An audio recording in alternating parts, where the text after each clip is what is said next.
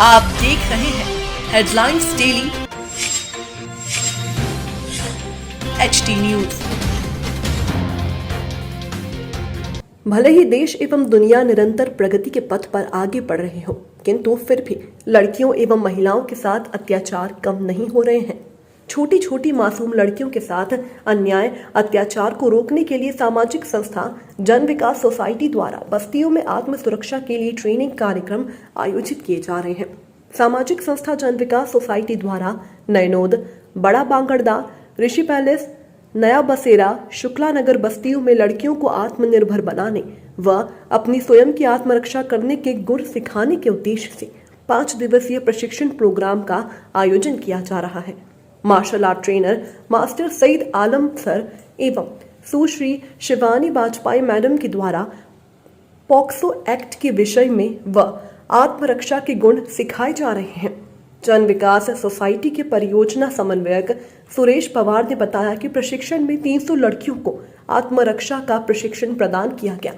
इन प्रशिक्षण शिविरों में एक खास बात ये देखने को मिल रही है कि लड़कियां उत्साह के साथ प्रशिक्षण प्राप्त कर रही हैं, साथ ही कानून की जानकारी भी प्राप्त कर रही हैं।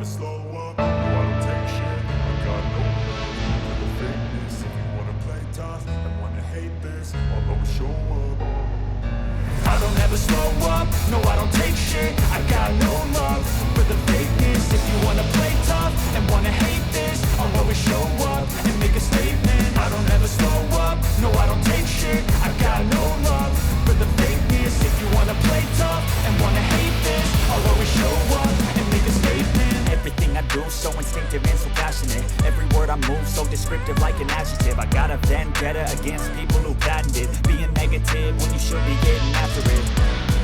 I got facts over tracks, this and that, spitting slow, spitting fast. I could roast, I could gas, think I'm okay at last, but I don't know if that can erase all the past and the pettiness.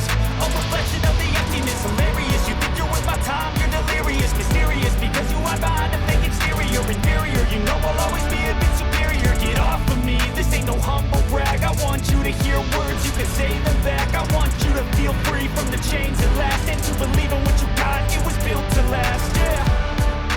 Now that I've been put through hell, I never got anyone's help. I had to do it all myself. I don't ever slow up, no I don't take shit. I got no love for the fakeness. If you wanna play tough and wanna hate this, I'll always show up and make a statement. I don't ever slow up, no I don't take shit. I got no love for the fakeness. If you wanna play tough and wanna hate this. ये जन विकास society द्वारा आयोजित है training camp. इन बच्चों के लिए निःशुल्क है और मैं अचानक होने वाले हमले से बचाव करना सिखा रहा हूँ। और किसी तरह से छेड़छाड़ करे, हाथ पकड़ ले या गला दबाने की कोशिश करे या आपको ज़मीन में गिरा दे, इस तरह से ट्राई टू रेप ऐसा मानते हैं हम कि अगर ऐसा कुछ करने का प्रयास करे, गलत काम करने का प्रयास करे तो उससे कैसे बचाव कर सके। एक विशेष दावपेच के तहत हम इनको आसानी से जो इसको समझ पाए, सीख पाए, वैसे दावपेच मैंने इनको सिखाया है ताकि अपना बचाव कर सकें। जैसा कि ये नैनोद मल्टी की बच्चियां हैं, थोड़ा गरीब फैमिली से बिलोंग करती है, बाकी इनमें किस तरह का उत्साह दिखाई दे रहा है आपको सीखने को लेकर? बेहद उत्साहित है और आपने अभी देखा होगा कि बेहतरीन तरीके से वो लोग अपने आप को मेहनत से ये चीज़ों को सीखने का प्रयास कर रही है।